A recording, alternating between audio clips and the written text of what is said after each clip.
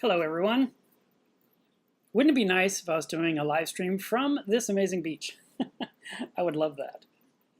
However, I'm not doing that. I am near my reef, like always. So, thought I'd wait for a few of you to get in here, and then we will get into our conversations. I'm going to go ahead and adjust my lighting back to normal and see if that affects the stream. No, but I look the same. Okay, good. So I'm going to shrink this down for now. Look at all these people. Hello, everyone. That was super fast. It's funny how you go from 0 people, 27, 42, and it just keeps going up. This week we're going to be talking about tank emergencies, and 2 that happened recently that I figured you'd want to know about.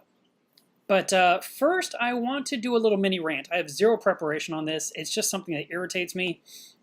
And I don't know how you feel about it. And I'm very curious if you agree or if you disagree or if you don't care. That could be too. But I'm seeing more. I mean, it just seems like I'm seeing more and more people or businesses or channels or publications or whatever saying reef keeping is easy.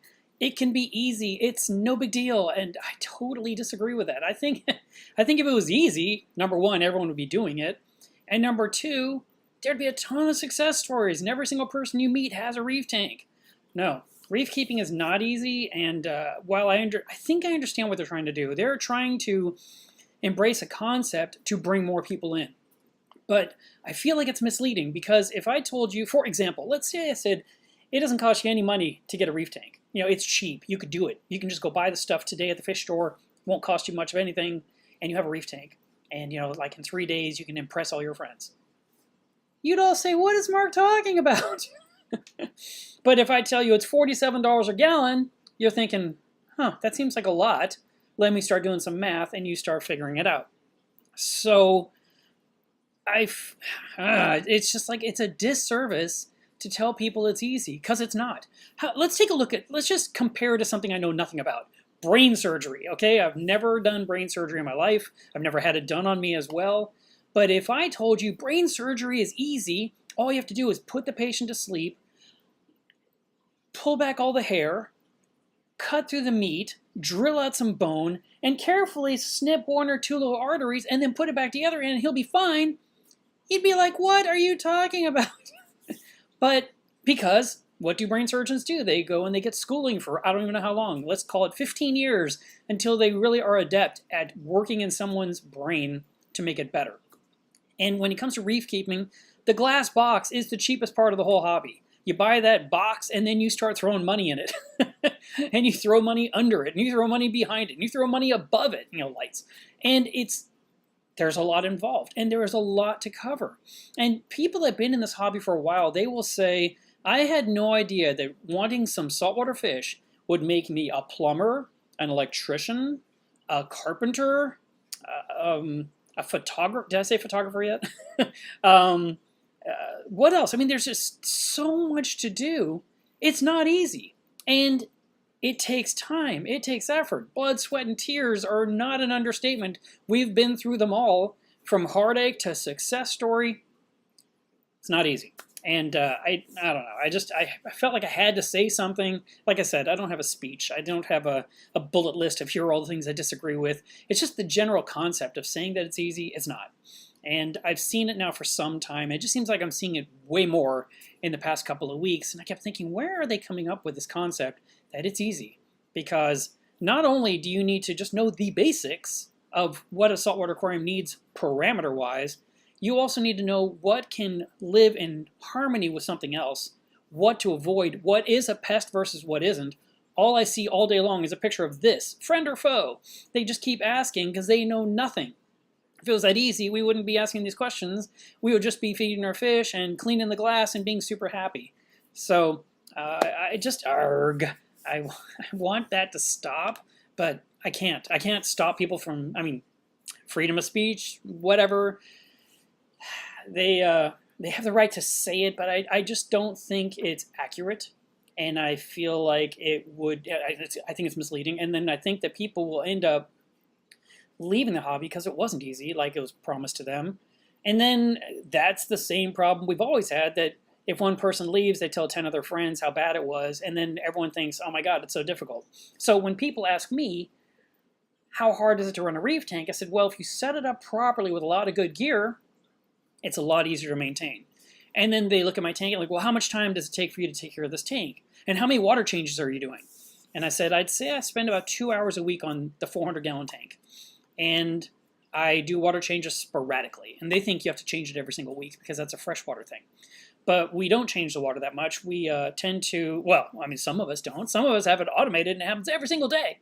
But most of us just do 25% per month. I noticed my buddy Dwayne just posted recently that he changes 10% twice a month. So that's not even 25%. He's only changing 20% of his water monthly. So there's not all that effort involved in water changes that, in comparison to freshwater. They're constantly changing water every single week. Whether it's easy or not, they're still doing it all the time, where we are not doing that nearly as much. And more people are embracing the idea of automatic water changes, mostly because they don't want to lift a bucket. And so they've come up with a process that will trickle out some water and trickle some water in, and it's always happening. And they don't have to think about it. And all they have to think about is making sure that the saltwater vat is full and that the emptying vat is low or has room or has gone to a drain, or however they've got that set up. Real quick side topic on that. If you are automatic water changing, that is totally fine, and I totally understand why you want to do it. Please double check your salinity every single week, and I don't mean just watch the probe reading. Physically take out a refractometer and measure, because that number just kind of quietly goes off track because it's automated, and it's really important to make sure your salinity is staying at the number you like week after week. So, all right, that's it. I'm not going to keep going on that. I just wanted to say that I didn't like that. And, I don't know, people tell me what they don't like, so I get my turn to say it as well to a few hundred of you. So, this week, I had a friend staying with my best friend. Her name is Jessie. She came to spend basically a week with me. She arrived Saturday and she left Thursday afternoon.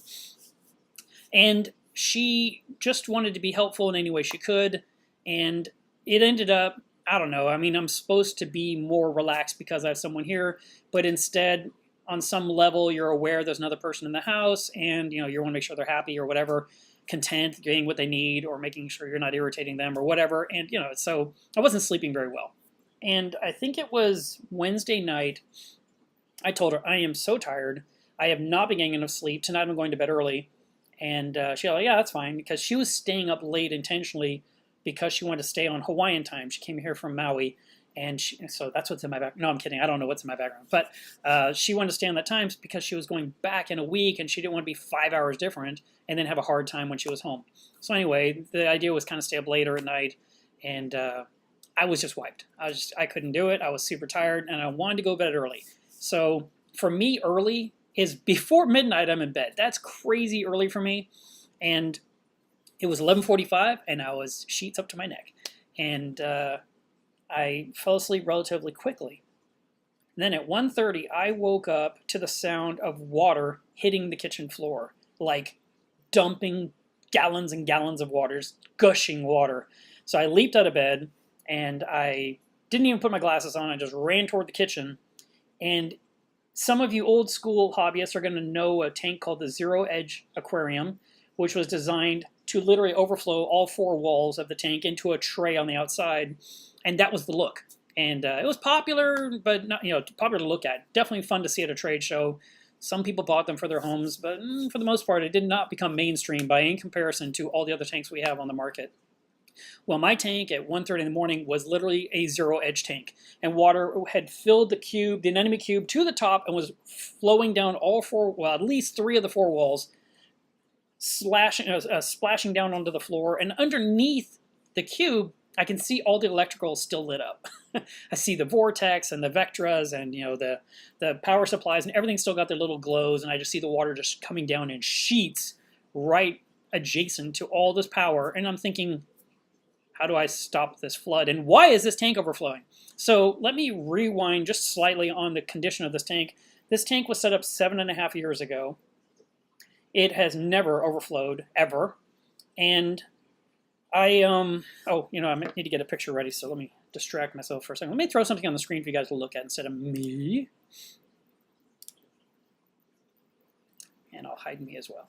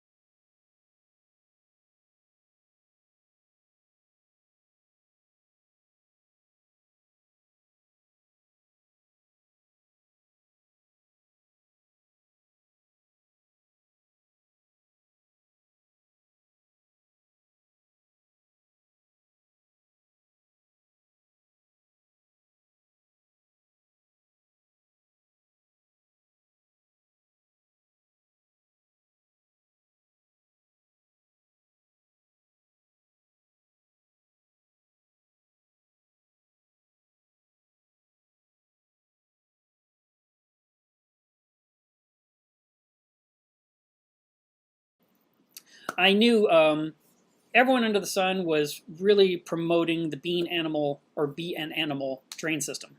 It does look like bean animal, by the way. And it's got a siphon drain, it's got a Durso drain, and then it's got a emergency drain. And my tank had no emergency drain, but none of my tanks have ever had an emergency drain when I set them up, and I've never had an emergency like that. So this tank, about 2 years ago, I said, you know, why don't I replace the 60-gallon cube with a new 60-gallon that has multiple drains to make it drain quieter, to have the emergency drain. And I kind of was shopping around for a tank, but nothing really clicked. And I was just like, whatever. So I kind of blew it off. So my brain was in the right place 2 years ago when it came to this tank and the fact that it only had one drain. But I have a lid on top of the overflow box, and occasionally I have to go in there and have to remove an anemone that got in there and put it back in the tank or put it in the frag tank or give it to somebody else. But for the most part, the drain has never been an obstruction whatsoever. That is not what happened, by the way. As I'm looking at the tank filled with water, I did not grab my phone to take a picture because there was way too much water hitting the ground to take time to document. So you just have to imagine sheets of water just pouring down the sides of the tank as fast as it's going in. And I'm looking at the sump and there's plenty of water. I'm looking at the top off and there's plenty of that water. So that means this was going to keep happening until I did something. And I'm looking and I can see the overflow box in the corner completely submerged. The water is above it because it's going off the outside of the tank. And I'm thinking, why isn't that draining? What has happened? And I'm looking for the lid, and the lid's not even there, which is weird. The lid never moves. And as I'm looking, I see the lid has fallen down into the anemone cube, you know, down to the substrate. I'm like, all right, this is still strange. I don't know what's happening. I've got to stop the water going into this tank. Well, the best way to stop the water would be to turn off the Vectra pump, and the Vectra driver was under the cube through the waterfall. So I reached through the waterfall and I pressed the off button and stopped that pump so it quit pushing water into the cube, and that way I could start addressing with why isn't it draining? And I kept thinking maybe an anemone went down the pipe and all the way to the other end that's in the sump and had blocked the output into the sump. So I went to that end checking the plumbing, and there was nothing there. There was, you know, a few snail shells and stuff in a strainer I had, but there was nothing obstructing the water coming out. Then it hit me. Then I knew, before I even got to it, I knew what had caused this flood. And it's my fault, but I did not think about it because at the time, it wasn't messing up. So, after the foundation of the house was fixed, the pipes that come from the anemone cube that go through the wall and into the fish room have a couple of elbows, and one is to the drain line and one is to the return line, which is the Vectra pump manifold. And one of those elbows was dripping. It was dripping onto the floor so much so I didn't think it would take care of itself. Sometimes you have a slow drip, it just kind of seals itself, and then 6 months from now it drips a little bit and then it seals itself, and it's just no big deal. This was draining about, I don't know, a quart to half a gallon, maybe even a gallon per day. It was a significant amount. I was like, I got to deal with this. And so as I was looking at the PVC coming out of the wall and how it went to the manifold, I thought, you know, maybe I can just trim this one pipe. I only get one shot of this because there was only so much pipe visible. But maybe I could put an elbow in there, and I could take Spaflex and go from there to the existing pipe, and that'll be the easiest way to connect it, and it won't be a struggle to get some rigid PVC to line up perfectly and go together and be long enough, but not too long to where you can't get it together. You know, I had this whole thing in my head. So I went ahead and I carefully cut the pipe. I made sure that no water got on the floor. I made sure the electrical was safe. And I glued the elbow on. I then put in the Spaflex on one side, and I put a union on the other side, and the Spaflex into that one. And then I took something handy, which was my par meter sensor, you know, the handle, and I put it against the pipe, and I zip tied it to support this pipe while the glue was curing, because it takes a while. And I must have waited, I don't know, 2 or 3 hours, I guess. And then I finally turned on the flow and let water flow through the pipe, and no drips. The floor was dry. It was great. And I completely forgot about the par meter holder that was holding up the pipe. And fast forward a couple of weeks later, I'm installing the new skies on my aquarium, and we need to measure the par. And I'm like, where is that handle? And I'm looking around in all the logical places, and I'm like, oh, I remember. I secured it to that pipe. Let me go ahead and just get that. So I cut the zip ties with a cutter, got the handle. We measured par in the whole tank multiple times to get, to know what we were doing and what we were dealing with and what it was and what it's going to be, and make sure everything's really close like I described last week. And I thought nothing of it. And for 3 weeks, nothing went wrong. But basically, that pipe that I was talking about, and I'll put it on the screen now, I think. Will it let me? Here we go. So this pipe that I'm pointing at, the lower one, it had begun to sag more and more and more. And the water basically vapor locked in that pipe because it was no longer gravity draining. So right now it's actually in the proper position. But because if you'll look to the right, you'll see there's a vertical PVC pipe and a couple zip ties on it. If I were to take that off, I think that the whole pipe would probably be down, at least on the right end, about 2-3 inches further, which would lose the gravity drain of water flowing from the cube gradually all the way down, down, down into the sump.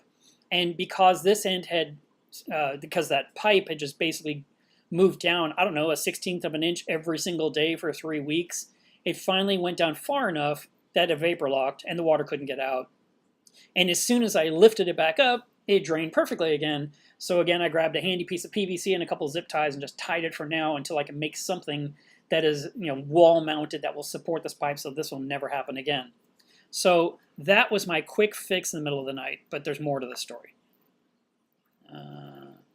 Close that. In the meantime, now the tank is draining, and water is everywhere, and water is inside the cabinet because the way the water went everywhere, it was spattering and sputtering, and it was just tumbling everywhere.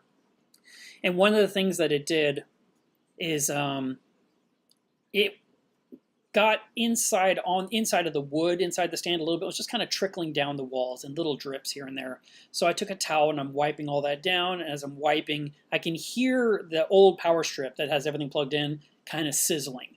I was like, okay. So I pulled all the plugs out of that. I removed it from the equation entirely and decided I'm never using that ever again.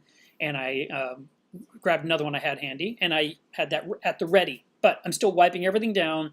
I'm wiping down the drivers for the Vortex. I'm wiping down every single power supply. There was one for the XHOs. There was two for 2 Vortex. There was one for the Vectra. There's one for the Radion. There's like 5 or 6 of these power bricks, and I'm wiping them all off. I'm wiping down the cords. I'm wiping down the walls. And I'm wiping down the battery backups that are there. Just everything was moist. And I wanted to make sure everything was dry before I start plugging stuff back in. And when you do this, you plug things in one at a time and you watch. You don't just like plug, flip on the switch. That's crazy talk. Don't do that. So the first thing I chose to plug in was the Vectra return pump because I wanted to get flow back through the manifold and into the cube so water's draining just for good circulation. I can deal with the Vortex pump next. And so I looked at everything. Everything looked dry. Now this happened this whole process was from 1:30 in the morning to 3:30 in the morning after I've been asleep about an hour and a half. And I'm kneeling on wet towels and I am making sure everything looks okay. I've got a flashlight to study everything up close. And then I finally decide, okay, let's plug in the Vectra. And you could just hear like and it was the power supply to the driver that drives the Vectra, which is a return pump. And that thing was making crispy sounds, so I quickly unplugged it and pulled it apart again, wiped it some more, looked inside the opening where you put the power cord in, didn't see any moisture. Didn't see any moisture on it anywhere, but it just made me a little nervous at first. And then I plugged it in again, and this time it wouldn't even come on. The little blue light on the power brick, it was gone. I thought, okay, I have no return pump to get water into this cube at the moment. Let me go check my backups. So I went to my storage area where I keep all my backup parts and used boxes and serial numbers and all that. And I have 2 L1 pumps up there on the shelf. And I take the first box down and open it up, and it's another L1. That's not going to help me. I already have an L1. So I went to the second box and opened it up, and it had the driver and it had the power supply. I was like, all right. So I figured maybe the driver's fine. I'll go ahead and take the power supply, and I will hook that up to the current moist driver, moist L1. In other words, everything in position, I'm just changing the power supply with its power cord. And I went ahead and I plugged that in, and the blue light came on. I was like, all right. And I hooked up to the driver, and I hit the button on the driver, and the L1 started pushing water back into everything again. And that problem was solved. So this is my power supply that was for the L1. This is a 36 volt power supply, and it has been, this one's dead. It'll never come back to life. I mean, maybe it could, but I'm not going to chance it. If worst case, I just tell Ecotech, send me another one because I sell their products, and they can just have me, I can have an extra one on the shelf for if something ever stupid like this happens again. Another thing that was under the tank that had been there since the ice storm was this EB8, which I thought got destroyed by power surge, but I never got a chance to plug it in. I just set it aside. I put another one on the light rack, got the lights working. It ended up being, it wasn't the light or anything was wrong at all. It was the circuit breaker had burned up. And so I replaced the circuit breaker, so this may have been intact. However, this was under the anemone cube when the water came pouring down. I do not know if moisture got into it. I still need to take it apart and look inside it and see if this is usable or if it's toast. I don't know. I did hook up the other Vortec pumps. They all came on. I did not plug in the Radeon for 14 hours. I wanted to make sure if that power supply got hit, I wanted to make sure it had a chance to kind of dry off a little bit. And the next day, around 3 in the afternoon, I plugged in the Radeon, and it didn't come on even though the power brick had a light on it. And so I called Ecotech, and I just said, can you troubleshoot this? Because they always do that. Like, okay, just give us your login, and they just look at something, and they're like, yeah, I fixed it. And that's exactly what they did. He says, oh, the clock is wrong. It's 12 hours behind. I thought, how is the clock wrong? And how did you fix it? And so he told me, because they never tell you. They just fix the problem and say, thanks for calling. Is there anything else I can do for you? I'm like, if you tell us what you did, we can do that next time ourselves. And I never even noticed there was a clock on the dashboard, and it was AM instead of PM. And as soon as he switched it to PM, the light came on instantaneously in the middle of its schedule, like it's supposed to, like I was expecting. So that light was not damaged. No harm, no foul. However, something else that was under the tank kind of annoyed me or hurt my feelings that got ruined was my bin of test kits. So this bin had all these test kits. It had, the magnetic stirrer. It had like 1 million of these plungers. It had apparently about 40 glass vials of all kinds. I don't know if you can see that. It's really white. So I had to clean all these. All that got completely, that whole bin had filled with water to the top. And so everything was submerged and everything was shot. It was just like anything made of plastic, yes, I could rinse it off. But the kits were ruined in that all the cards you look at to compare colors, they were flooded and stuck and wrinkled, and it was a wash. And the thing is, I never, ever, ever put my test kits under that tank. The one time I did it was because Jesse was in town. They were on the kitchen counter, kind of taking up some counter space. And I thought, I'll just put them under that tank where it's nice and dry. The one time out of 7.5 years, the tank decided to overflow and drain down, and it happened to drain right into that bin perfectly and fill it up and destroy all my test kits. So I'm out whatever 5 test kits cost, $100. And I looked at the dates on some of them, and some were like March of last year, others are June. So it wasn't like the end of the world. They were kind of, I'd been using them for some time. So I have a whole new set of test kits for Water Test Saturday today that I get to use. I threw away everything that I felt like was ruined. I saw no reason to try and save reagents or powders or anything, or scoops or any of that stuff. I was just like, I'll start with brand new kits again. It's kind of nice in a way. So I'm out a power supply. I'm out all my test kits. I'm out a magnetic stirrer, but I went ahead because I sell these. I grabbed another one off the shelf, and I was able to take care of that. The original 3D printed one that I got years ago from a friend in China, it looks a little cooked inside. I am going to assume this will never come to life. I haven't used it in a year, so I guess I should just throw it away, but there's kind of a sentimental value. I always hang on to stuff because it came from someone, and they were nice enough to give it to me, but yeah, I think it might be kaput. So that all was taken care of, and then the tank has been absolutely fine ever since. So what else could I have done differently to prevent this from happening? Well, number one, 2 years ago, I could have bought the new tank with the 2 or 3 drains. That would have solved that. The second thing I could have done was had more cabinetry around the base of the tank, so that way everything stays inside relatively dry.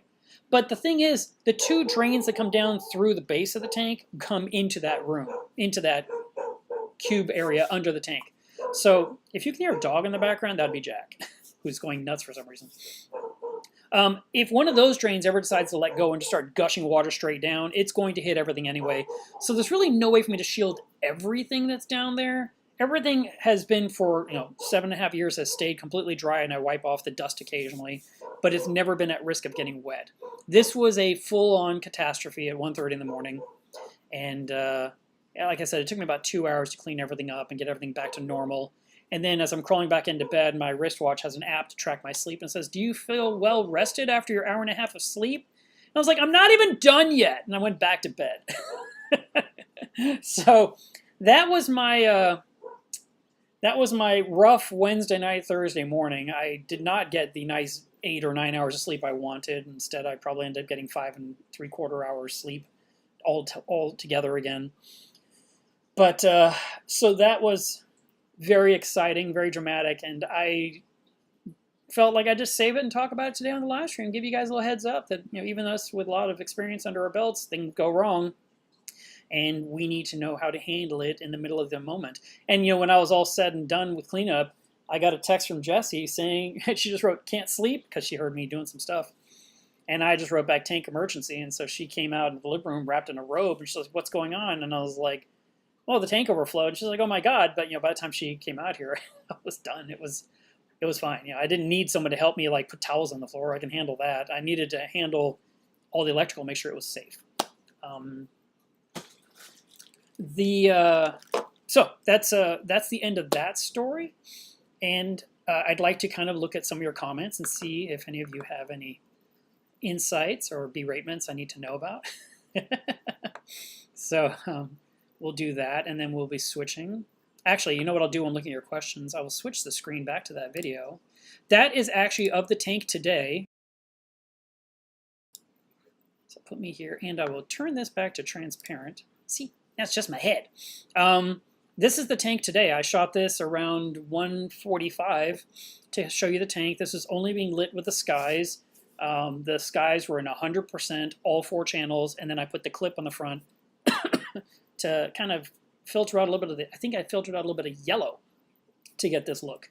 So that is what the Reef looks like. I'll pull myself down here. So I have this crazy looking neckline, and you can kind of see the rest of the Reef. So that is where we are today. Okay, let me go look at some questions and see if I can answer a few. And I can sip on my coffee. The coffee needs to stay hot the entire live stream. That's all I got to say.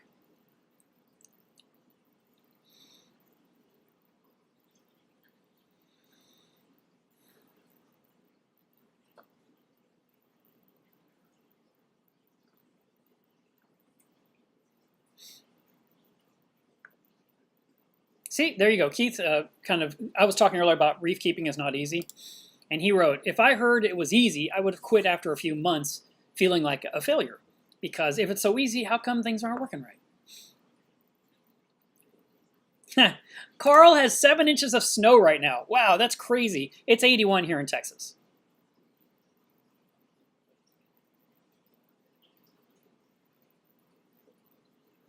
I'm going to be bringing a guest on here in a little bit, so you have something to look forward to. He hasn't replied to my text yet. I should text him one more time. Or maybe I'll just call him. I should call him on the air. So,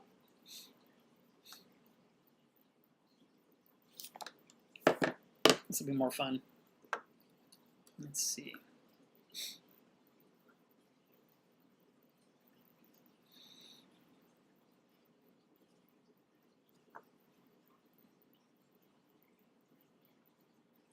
Bradley says, I have a 105-gallon freshwater system that I haven't done anything with other than top off in the last 6 months. It's always possible to do that with marine or fresh. Well, yeah, it depends on what kind of livestock you're keeping. If you're going to have 7 fish and a bunch of rock, and you don't care about algae, you could basically have the tank on autopilot and just throw in food. And you might not even do a single water change the whole time, and the water just gets worse and worse quality. But, yeah, it could be that. But that's not easy reef keeping. That is lazy fish care. So having a tank that is just easy, like a zoanthid tank or a seahorse tank or a jellyfish tank, all of those things still require that we measure parameters and know how to correct them. And that's something else that I see. And, a lot of it comes down to how much knowledge a person has. And if they're new to the hobby, they don't have the knowledge yet. They're still having to learn so much. Just like I joined a rose growing group to learn about roses because I know nothing about them. And, the first thing they told me is, you did that completely wrong. And I was like, oh, so I had to go undo what I'd done and redo it. I basically had to replant them properly because I didn't understand the packaging of when I unwrapped it. I thought, oh, okay, shove that in the ground. And I had to undo that. So now I have some roses. But the roses have since died, and now I have like these dead heads, and I'm thinking I need to trim them, but I don't know where to trim. So I have a group I can go ask questions in, or I can watch some YouTube videos, or buy a book. But that's the point. Every hobby has stuff that new people don't know anything about, and they have to learn to get better at it. In the case here, a tank can be simple initially, and we will make it more and more complicated as we add more and more components, as well as we add more and more difficult to keep fish or corals. And I think people get so enamored with, oh my God, that looks so fantastic, I want that in my house. But it's not like a Lego set. You can't just snap it all together and then you got this pretty picture. It takes time, and you got to wait for things to grow, and you have to hope nothing goes wrong at 1:30 in the morning. Steve says, perfect timing. I got an emergency. My doser dumped all of my calcium into my tank today. What do I do?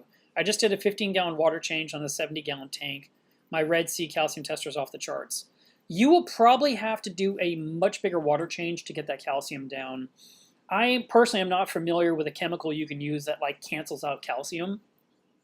So I think it's going to take really, really big water changes to bring it down to the correct level again, unfortunately. So 15 gallons won't do it. You're going to have to change 50, 60, 70 gallons of water, and with water that has the right calcium level in the first place. And then figure out what happened to stop your doser from making that mistake again. MetroCat, a friend of mine from Instagram and Facebook, she had a doser pump fall off of the wall. She had held it up with command strips, and it fell off the wall. And when it did, it hung lower, and so all the alkaline solution went through the doser and into her sump and drained the entire alkalinity into the tank, and her tank turned milky white, and she lost a lot of livestock, all because the doser fell off the cabinet wall, not because the doser ran too long or she had too much liquid. It was just a crazy circumstance. So sometimes we have to kind of figure out ways to fix things better to avoid an issue. All right.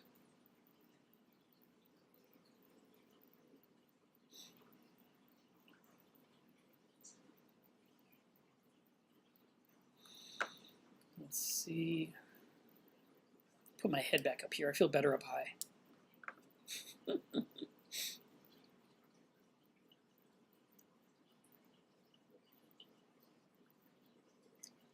Ryan says, I think it's perhaps in part because those that are saying it's easy have been around long enough to see improvements in equipment and understanding easy compared to their experience. There are people out there that have enough money to buy all the gear, and they hook it all up exactly like they're told to, as far as I know, and they still have a really hard time with their tank because it's not easy. The equipment's supposed to make it easy, but actually it's more things to babysit and keep track of. And a lot of times I'll tell someone when you're trying to get your tank back on track, I tell them start unplugging stuff and removing things and get down to the core, to get down to the basics and remove all the automation and control everything that's happening in the water yourself to get it back on track, and then slowly add one piece of equipment in at a time. But that's a good theory. It's a valid point. Manuel says, lucky you were there and you woke up. Don't you have any water sensors like the Apex FMM? Actually, I do, but I've never had a drop of water under the anemone cube. The sensor is under the 400 gallon.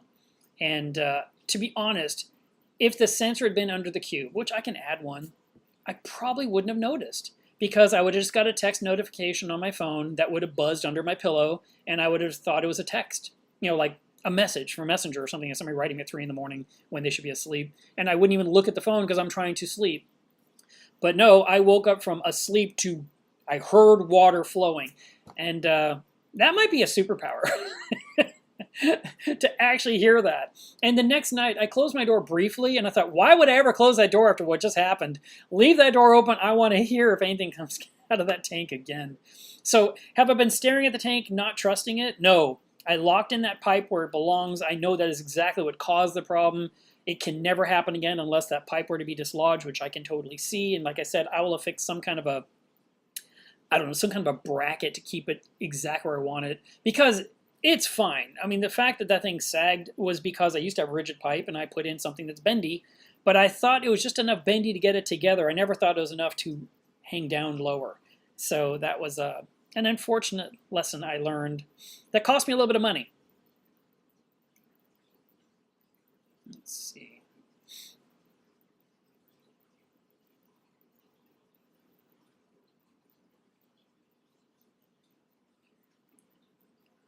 Rob says, with so many lessons learned, just like this one, it would be smart to keep electrical as far away from the water as possible. I totally agree. And I have an electrical panel at the other end of the tank that controls everything. The apex gear, all that's there. Everything's like under the center of the tank.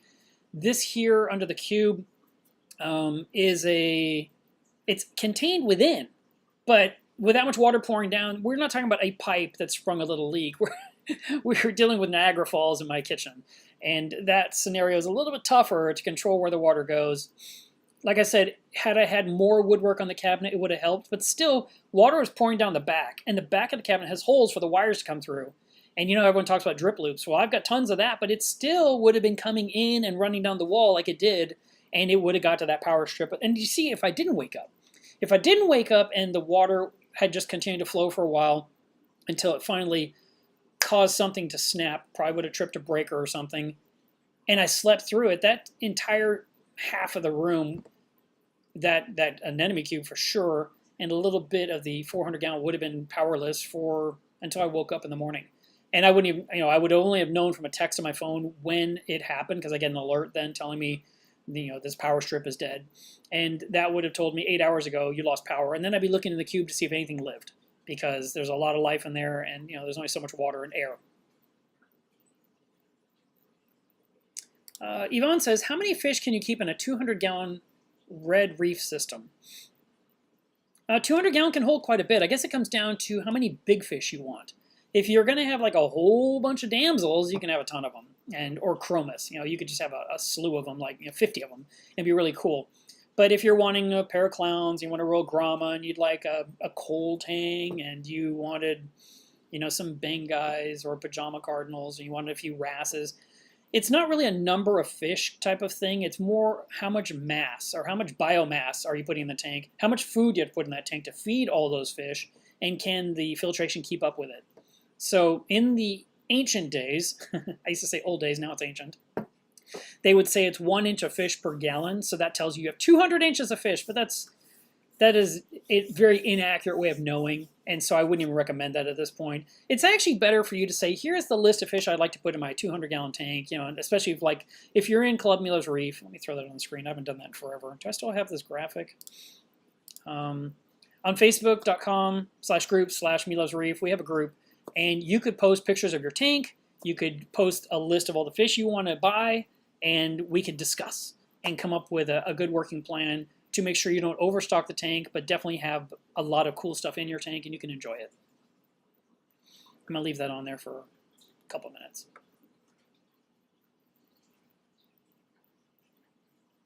Malcolm, thank you very much for the super chat. I appreciate that. Look at that. I hid it behind this. Let me put it right there in the middle of the reef.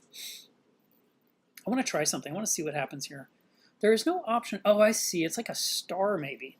I got to try something here and see what happens on my side. It probably won't do anything on your side. So there's a star. Aha! So that's what that's for. Neato. There's a comment box in the streaming software, and it said all comments, and it says favorite. And I just was wondering, well, what are favorites, and how do they know what's my favorite? So I had to figure it out.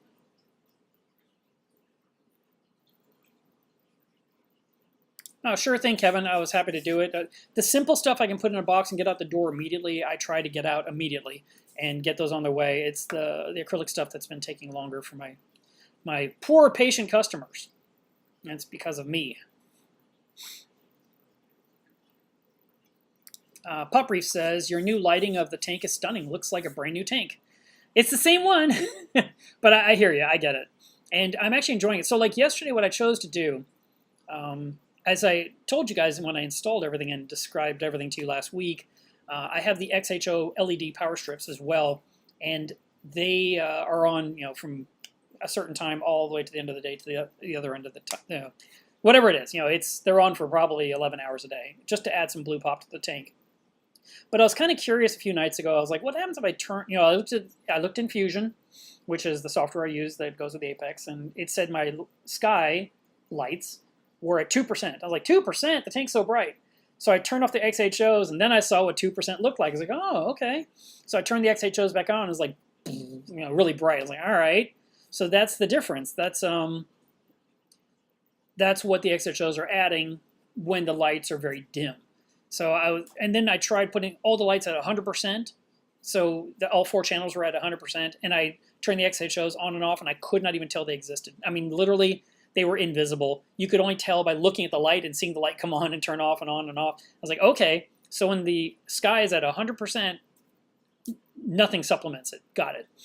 And so I decided yesterday, just leave the XHOs off all day long and just kind of look at the schedule that I've got programmed on the tank. This now, as of today, will be 4 weeks that I'm running the skies on my reef. And it was different. The whole thing's different for me. I mean, it's different, and I was running staggered lighting where the light moved across my tank throughout the day and went all the way to the other side. That's not happening anymore. Now it's like everything's on at once, and then everything's off. And I did the thing where I watched the tank ramp up, and like it was dim this morning, which I'm not used to. I'm used to at 11:30, I can see my reef with the blue pop of the XHOs. But because I left it off, I wanted to kind of see the morning glow, and then I watched it get brighter, and then when it was time to film the tank, I was like, well, I need some light. And I looked at Fusion. I think the lights were at 28% or so.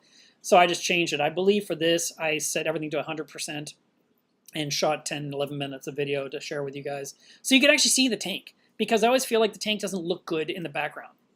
And then while I'm in the streaming software getting ready for the show, I discovered a little checkbox under camera control that said manual focus, which there's no way to manually focus this thing. And I was like, are you kidding me? So I turned it off, and suddenly I wasn't out of focus for once. I don't know when that got turned on and how long it's been on, but it's been really annoying that things just looked soft. And it turns out it was a stupid setting. Of course it's a setting. It's always a setting. All right. No reply from my mystery guest.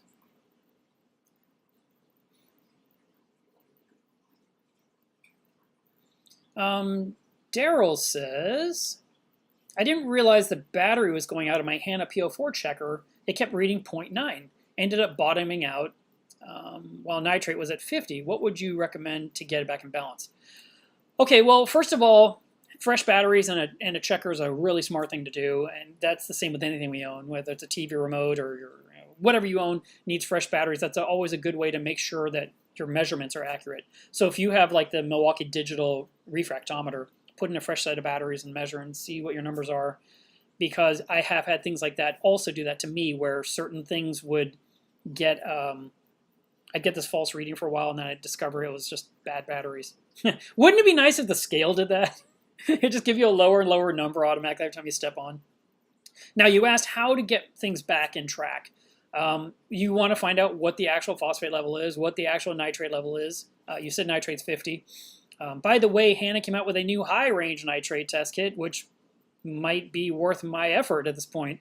I knew the low was absolutely pointless for me, but the high would let me actually see what the numbers are digitally versus using, a simple API test kit. See, it's blue, so it vanishes in the green screen. But I bought this kit. This actually is a faulty kit. I got to get a new one. But it's not a matter of getting them balanced. Like a lot of people talk about the red field ratio. It's just more a matter of getting your phosphates around 0.03 to 0.1, and you were at 0.9, so that seems really high. Yeah, you want to be 0.1. You want it to be low, and your nitrates somewhere under 20 would be smart. And to remove nitrate from the tank, usually your simplest, easiest way of doing it is to change a lot of water. If you change 50% of the water in your tank at one time, you will cut your nitrates literally in half.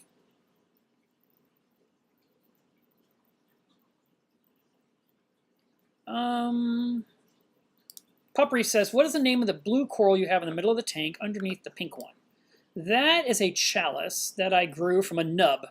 And I wish this software would let me, and maybe it does, but I haven't found it. I wish I could point to something on the screen and say, right there. But it all grew from a little nugget the size of half of a domino piece that then has just spread out. And that's really half the chalice. The other half of the chalice went all the way to the right, but the anemones just destroyed it. So that I don't know the nickname for that chalice, but it is a chalice coral. And it's really pretty, and I've had it for a super long time, probably about 9 years.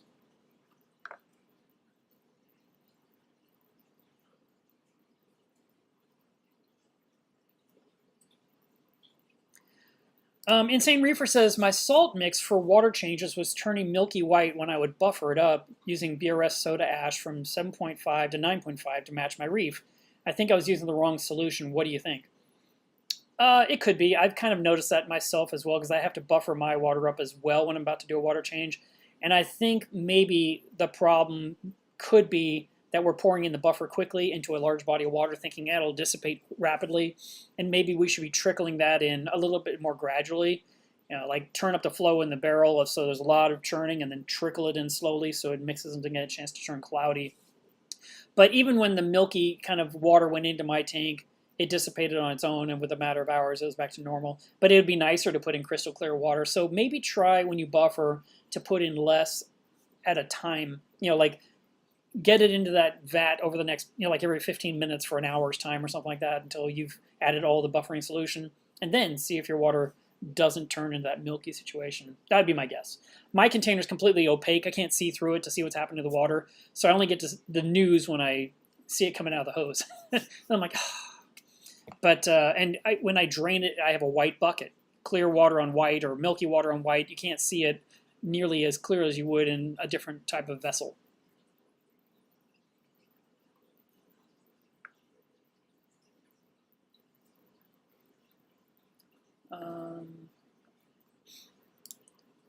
BRMC says, how did the name Miele's Reeve come about, and what is the story behind it? Well, the name Miele is actually the initials of my name, Mark E. Levinson, so M-E-L-E-V. So that's Miele. And what happened was, way back, I needed to set up a website, and I needed a name for the website. So I came up with 25 names, and I posted them to an elite group of people, and I said, here are the 25 possible website names I would like to consider using, and I made it like a poll where people could vote. And I just said, why don't you guys tell me which ones you like, and please don't steal one of these because they all are available right now. And after the vote is done and I get my one, you can have the other 24. I don't care. And fortunately, no one that I'm aware of stole the other ones. But at the time, the overwhelming recommendation by everyone that was voting said it should be your Reef. So, you're already using the name Miele online as your username. So why not just call it Miele's Reef instead of something like By the Shore or Under the Water or all these other website names? I came up with everything had to do with water and shorelines and lagoons and all that kind of stuff. And came up with that, or everyone agreed on it, and that's where the name came from. And then I set up the website, and it started off real simple. And actually, one of my blogs that I posted earlier this year or late last fall on my website shows the original website in like 2002, 2003. I mean, this website's been going for about 18 years. And it was plain Jane. It just looked like sand, and there was a few little pictures with links you could click on to like look at my 29-gallon, or look how I used the squid to do a closed loop in the tank. And then later I added critter ID, and I started putting identifying stuff up there. And then I started writing articles about trips I was going on, and I just kept growing the website into what it is today. It's this big beast that, it's like 5 or 6 gigs in size when you take all the content. And even then, I was trying to find something the other day, and it didn't exist on the new website, the newest version. So I contacted my developer and said, where is my orange ball anemones that belong in critter ID? And he's like, was on the old site? I'm like, of course it was on the old site. So they're going to be adding that in because they have to do that a very specific way that I can't do myself. But yeah, it's just been an ongoing thing for a super long time, and it's my baby. It's actually, I mean, when you think about that website, when I first set it up, I was actually writing it in HTML line by line in Notepad or something, and then I would upload the code to the web and see if it looked right. And if it didn't, I'd make a change and I'd upload the HTML again, and that was how I did each page on the website. And after so many years, like 5, 6 years, one day I had this real motivation to make one web page that would be the core of every page on the site. And so all the I made navigation buttons in Photoshop. I made the buttons myself. I was really proud of myself. And then I'd take my article and I put the first one in. And now I had like a template. And I made my template myself. And then I started making every other page on that template, to where wherever you were on the website, you always felt like you're on the same site. And it didn't feel like you went off to some weird random page that I threw in as an afterthought. And so it grew. And the thing is, all way back to that time, I was starting to sell RODI systems, but it was buried in the website. And if you didn't know where it was, you wouldn't find it. And it was in 2010. I mean, by 2010, I was selling a few things. I was selling acrylic things, and I was selling RODI systems and filters. And my friend said, Mark, it's time for you to put that on the front page and promote the selling part. I'm like, no, I'm about education. I just want people to learn and be successful with their tanks. And if they buy something, that's nice. And she's like, you have to eat. And so she helped me with a lot of, she did a lot of artwork in Photoshop to make things look right. And I used some software that was database driven. And I created this new website that took a long time and finally revealed it. And then later on, I got someone else who made it much better. And now the latest version is actually super better compared to what it was originally. And the new shopping cart experience in the brand new website the thing only came out like a month ago, I think. It has it's got, not drop ship. It's got, what am I thinking of? Flat rate shipping. And I actually found 29 or 36 things on my website that people tend to order one of. And I made it where it would just apply that small amount instead of charging you full FedEx rates and then I have to give you a refund. And so because I was refunding people for the last few years constantly. I'd send out 15 orders and I refunded 14 people a piece of their shipping because, I didn't need to pay that much in shipping, so why keep it? And that was fine, but the new flat rate, I keep wanting to say dropship.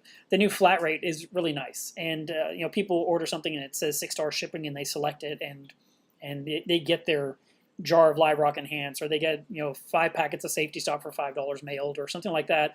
And it's super nice in that regard, and I love that that's working. The bigger box is still. I'm still kind of debating if the shipping is calculating correctly, but if the customer overpays, I still send the difference back if I can. If I can find it, if I can ship it for less, I will, and send them the difference back, because I'm not here to make money off of your shipping rates. All right, that was a long answer. Matthew, thank you very much for the super chat. Please tell the story I wrote. I am bored because of the pandemic. I just need something to keep me entertained. Well, where's the story? Did I miss it? Did I already address it accidentally before you sent me that super chat? I don't see it. Well, I told a story. I hope it helped. I hope it was entertaining, and thank you for the super chat. I appreciate that.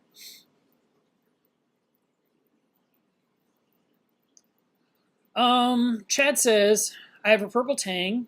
It's healthy looking. It gets fed frozen food as well as seaweed daily. Just recently, he is relentlessly picking at my trachyphilia and scoliosis. Is this normal? Sometimes they try to eat some of the mucus off those corals, or if the coral has retracted, they're kind of like nipping off algae off the skeleton that's exposed. But if this purple Tang continues to cause damage to the corals, if you're losing corals, you're going to have to look at what you're going to do. You have to decide. You have to decide, do you want the purple Tang? Do you want those corals? Or is there something else you can do to alleviate the problem? That'll be tricky. Yvonne, thank you very much for the super chat. She said, thanks for all the help you give me and so many others. You make reefing easier. Okay, so that's true. I did want to mention that earlier when I talked about, reef keeping is not easy.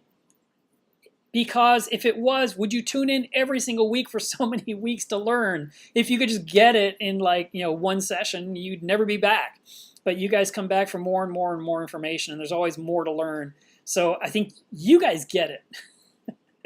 And I'm probably ranting to the wrong group, to be honest, but I just had to tell someone. It was bothering me. AO, thank you very much for a super chat. $99.99. Welcome back. New lights look great. Treat yourself to a nice dinner. I will. Thank you. I might have to bring someone with me. I don't think I can eat that much food in one session. That was very generous. Wow. All right, let me see if I can get a hold of my guest. What the heck?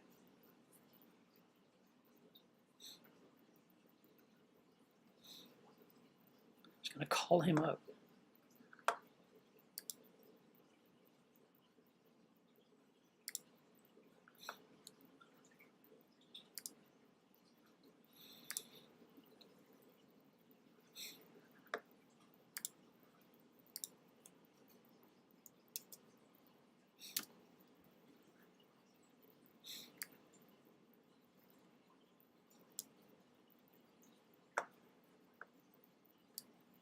Hello, how are you?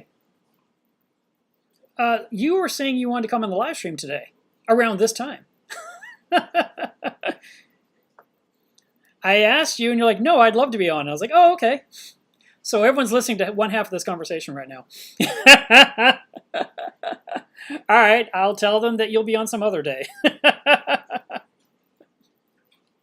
right, go have fun. You're a bum. All right, bye.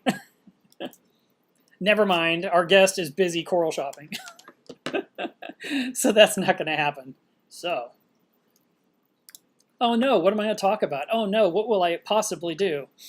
Have I ever done a live stream by myself for a long time and kept going and going and going? Let's see. All right. I will bring him on at a later date because he had a very good story and a huge lesson to be learned, and I want him to tell it. So I'm not even going to summarize it. I'm just going to tell you it's coming. And I said initially you're going to hear about 2 accidents. You're only going to hear about 1 today. You heard it already. So we're not talking about any more accidents at the moment. Let me come back to beach mode. Kind of liked that. Oh, look at that boring black background. Let me change this. There we go. Ah, feels nicer. It would be nice to be on a beach.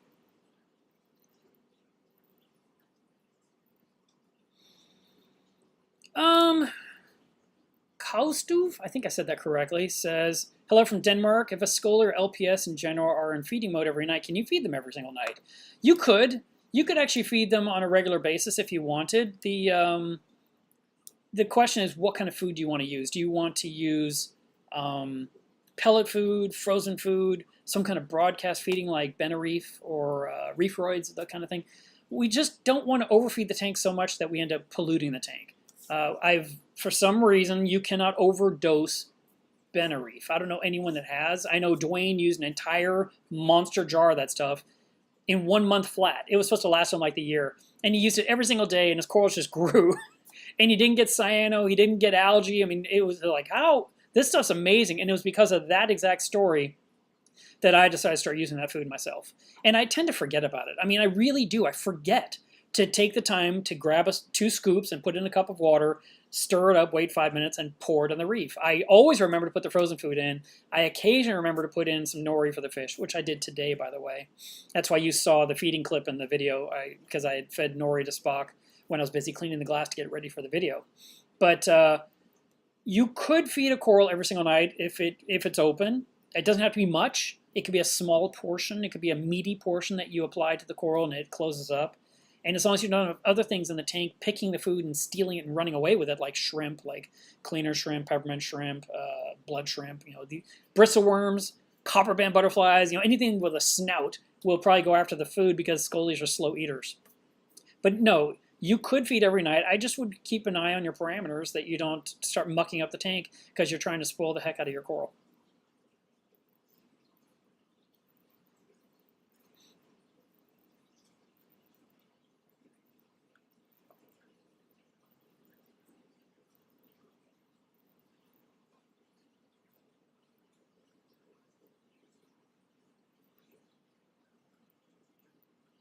I was just reading this comment. Didn't know what to say to it, but I think I'll just put it on the screen anyway. Rant is in Switzerland, and I love Switzerland. And they say, I think this might be a man, I'm not positive, is using aquaforest balling and the vodka method. So for their water, they're probably not dealing with the milky stuff from buffering up something like we were talking about earlier. But anyway, what part of Switzerland are you from? I'd love to know. Let's see. I'm getting to the bottom of the chat. You guys better start asking questions. We're going to end the live stream early today. There's 172 of you on, by the way, right this minute. Oh, that went to 168. 4 people like, bye. What did I say wrong? They just heard I got to the bottom of the comments like, okay, click.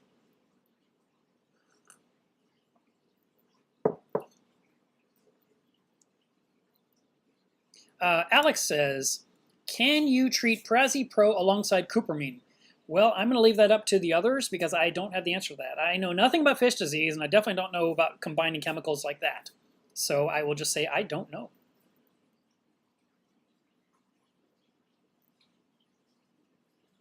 Oh, no.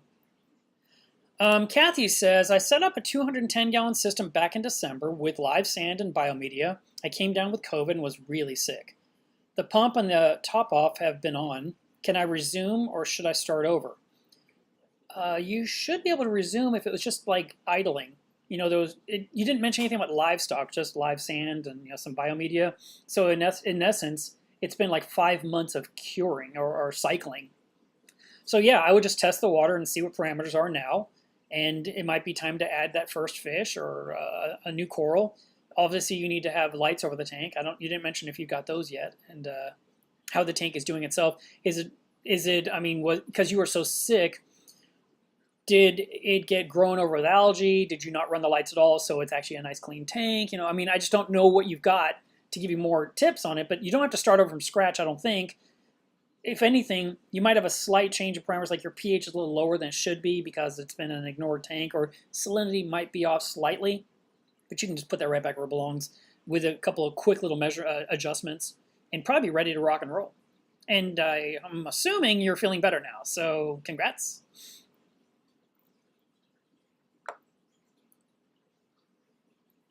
Oh, by the way, I want to mention, I'll get to some more of these questions. I'm starting to see posts by people telling me how their tanks are getting cooked this time of year. We are going from spring to summer.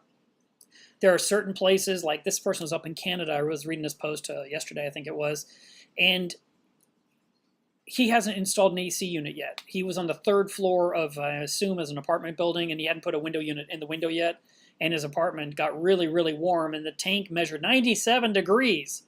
And imagine that, he actually told us Fahrenheit. He's from Canada, where they love their Celsius. But anyway, 97 degrees, not 79. Really hot.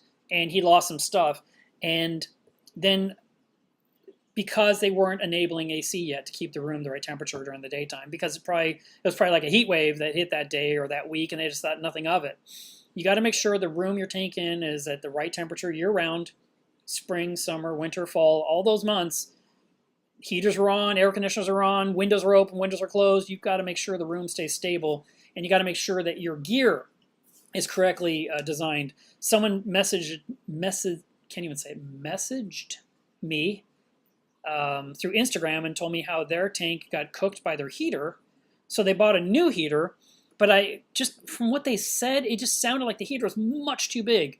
So remember the rule of heaters in general. I realize there's always going to be someone with a special condition or special circumstance.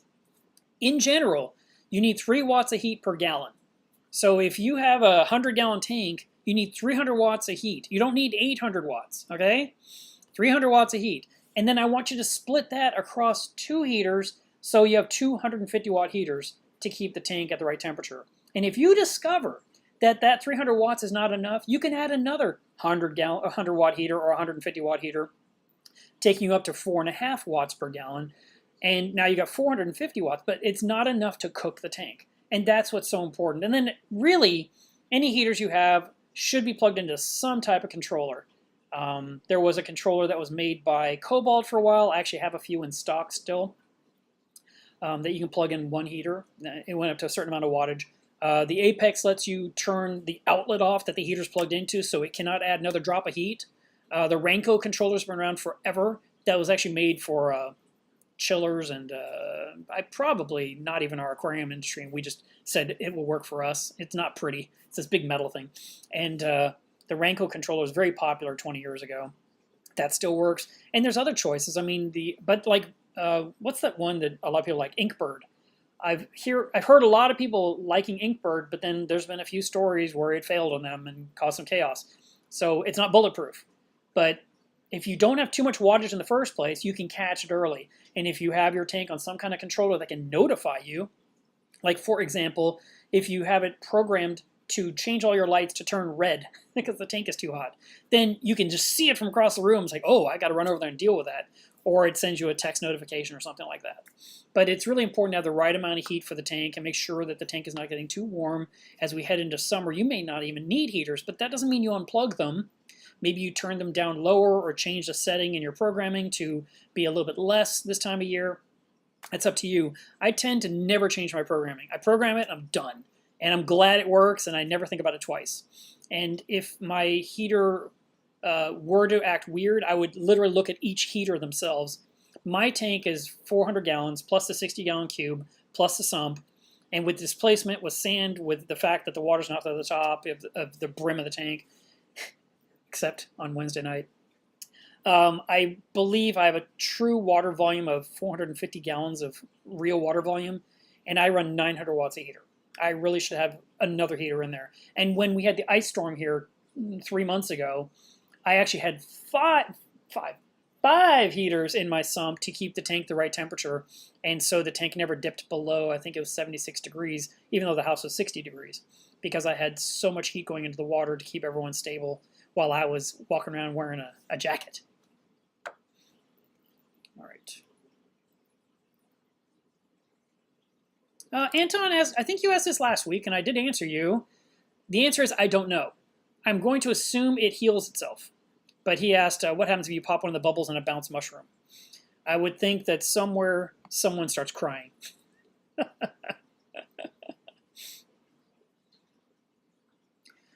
Michael says, I'm having a problem with my LPS slowly dying and flesh peeling off slowly. All the SPS and softies are doing great. Alkaline is 9, calcium's 390, magnesium's 1480, nitrates are 15, phosphates are 0.08. It could be, I mean, it's happening to a lot of us. It's something weird is going on, and it's happening to people across the nation, and you may not even be in the U.S., I don't even know. But it seems almost like something happens in spring that's a new theory. I've never heard this theory until this year, that in spring you start losing hammer corals. I can't quite figure it out. I lost quite a few of my own. I am wondering if I have some strange bacteria in my tank, like cyanobacteria that's invisible. It's not red, right? But it's in the corals themselves. And if I were to treat the tank with ChemiClean or Red Cyano RX to kill it, if the hammers would suddenly do better. It's just a theory. I didn't actually act on it. I did act on that a decade ago. I had a 280-gallon tank, and every coral in my tank was fine but these pink hammers, and they were super tight and shriveled up and miserable. And I just had this weird idea in my head that it's a cyano thing. So I treated the tank to get rid of cyanobacteria, even though I didn't see any. And the coral completely recovered and opened up and was beautiful again. So I'm telling you something that worked for me a long time ago that might work in your tank, maybe. There's no guarantee. And because we know when you use that product, you have to do a giant water change and your protein skim wants to overflow. I'm actually throwing a lot of work at you for something that's not guaranteed, but maybe that's what's happening. And might be why I was losing some of my hammer corals. I ended up losing probably a third of my hammer colony, which was a lot. I lost my Drew's Acro, which is an SPS. I lost one branch of the Milka when 90% of it's totally fine. I lost a piece of a plate, and I lost a blue tort, which is an SPS. All these random deaths in the tank, but it wasn't like systematically going straight across to where it jumped from this to this to this, where you'd think it was like a virus spreading. It was in different areas of the reef, and it has stopped. So I am at the point now where we'll have to find out what happens. Okay, while I am still going to your questions, I want to show you guys something else. What can I do here? I want to change my background again.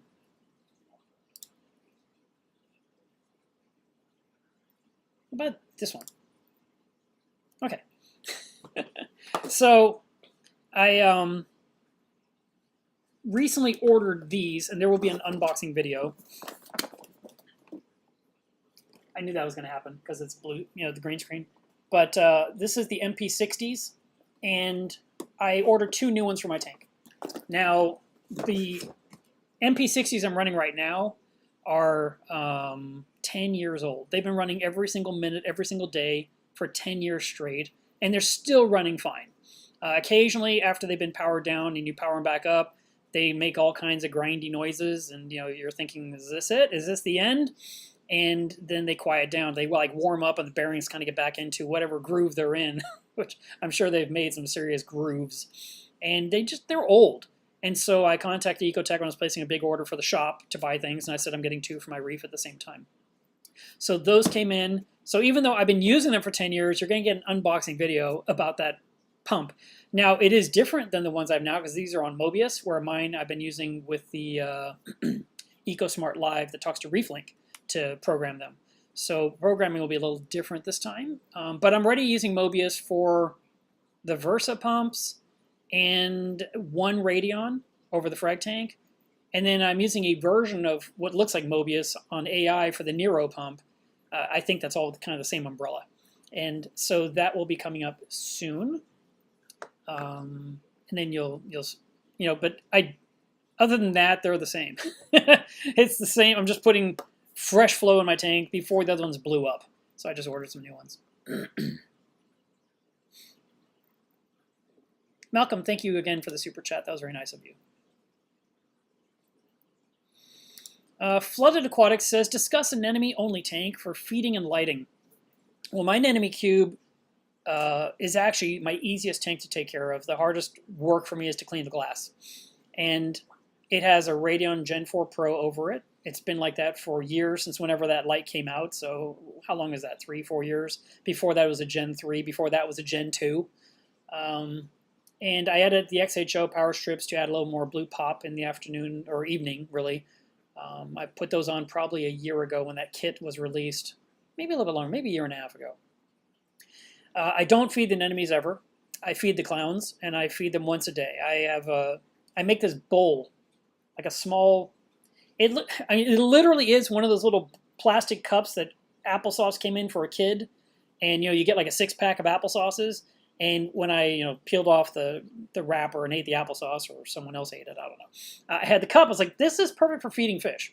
And so I've been using that bowl ever since. It's actually the same bowl I've been using for half a year, if not longer. I probably should get a fresh one.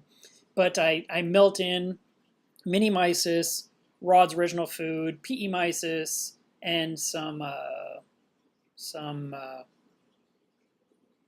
krill. And I break up the krill into pieces. I don't want to have a whole krill. I break it up in like 5 little pieces. And I fill the bowl with all this frozen food, and I melt it with salt water. And then I take a pipette that I've been using forever as well, and I cut off the end so it can suck up these large chunks of meaty foods. And I will squirt like 7 or 8 squirts of that concoction into the anemone cube for all the fish to go crazy for. There's about 20 fish in that tank. And then I go feed the frag tank about 7 or 9 squirts from the pipette. And then I pour the bulk of it into the 400-gallon Reef. And then I put one more squirt back into the frag tank, so that makes it 8 squirts in that tank. And then whatever's left in the bottom of the bowl, which is, you know, a little tiny snowstorm, I dump that in an anemone cube for the clowns to chase one more time. So that is what that tank gets fed every single day at the exact same time, which is 10:30 at night every night. And that's all I feed that tank. And then, like I said, if I happen to remember to do Benta Reef, then they get a chance to get broadcast feeding through it, just blowing through the water everywhere. But I haven't done it in a month. I don't know why. Just forgot all about it until we were talking about it today. The lighting schedule for that anemone cube is, I think, 1 o'clock to 10 o'clock. Maybe it's 2 o'clock to 10 o'clock. It's whatever schedule I programmed forever ago. And it's a bell curve, so it goes up, up, up, up, up, and then comes down, down, down, down, down. I don't just have the lights come on all day long and then turn off. And I don't like it where it just like goes from 0 to like 80%, straight across 80%, 80%, and then slam back down. I don't like that either. I literally have it, you know, it's 0, and then it goes to, I don't know, 12%, and then 23%, and then 39%, and then eventually gets up to probably at like 79 or 81% or something like that, and it's up there for a brief duration. That's like the peak of the day, and then it starts working its way down again. And it's a radiant schedule that's built into EcoSmart Live that exists. That schedule might exist in Mobius as well. I don't even know if you're using a Radeon. I'm telling you all this information that you probably don't care about. But that I don't have a super long day. I don't have full intensity light on the tank, and I've got a bajillion anemones in that tank. I mean, I really can't count them. I know there's about 6 or 7 roses in there. There's probably 4 of the original bubble tips, you know, from the parent that I got in 2003 in there. And then there's just so many of the nano nems, the little green guys. They're just so many, so many. But I mean, they get to be about 2.5 inches across, and then they split. And there must be 150 of those guys in there, with about 12 clownfish and 4 bengais and 2 Rainsford gobies. Oh, one sad piece of news I have to share with you guys. When I was under the tank cleaning and mopping up all the water, I discovered Flurry had jumped out of the tank at some point in the recent 2 weeks and was dead. So Flurry was the itty-bitty 5-inch long snowflake eel. It was so small, nothing would have kept it in the tank. If I'd had a screen, it would have gone through it because it was so tiny. It was like a rubber band. I loved it. It was so cute. And, you know, I'd only see it once a week, so I wasn't really thinking it was missing. And when I was mopping everything up, I came across this weird thing. I was like, what is this? And I looked, I was like, oh, this is a dried out Flurry. So that was sad to lose the adorable little snowflake. You know, these things happen. Why would it jump out of a perfectly good tank? All right, let's go to the next question. I'm over this backdrop. I want a different one. Should we get in a tunnel? Ooh, that's stupid. I could be in a modern house. Hey! That looks like my taste. All right. Let's go to the next question. Wow. Steve says, I bought a yellow wrasse. It looks like the bottom of his jaw is missing. He's not eating. He was fine. The fish store said he was damaged. It damaged it while diving into the gravel. It's possible for a fish to dislodge its jaw or even have its jaw broken off. There was a story about a club member who's he had this big tank and he had some semi-aggressive fish in there, and I'm trying to remember what the second fish was.